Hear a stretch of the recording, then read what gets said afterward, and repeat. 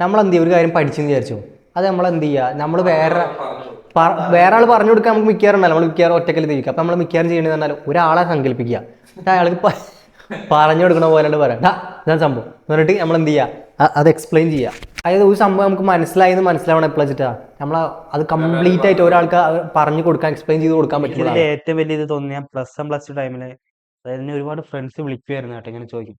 അന്നേരം എങ്ങനെ പറഞ്ഞു കൊടുക്കും ഓരോ സംഭവം ഇങ്ങനെ പറയും. ആ പറഞ്ഞു കൊടുക്കുമ്പോൾ നമ്മുടെ ബ്രെയിനിൽ അത്രയും സ്റ്റോറികൾ നമുക്ക് പിന്നെ വായിക്കേണ്ട ആവശ്യം വരില്ല. 2-3 പ്രാവശ്യം ഞാൻ ബുക്ക് നോക്കി പറഞ്ഞു കൊടുത്തു. എനിക്ക് ബുക്കിന്റെ ആവശ്യമില്ല.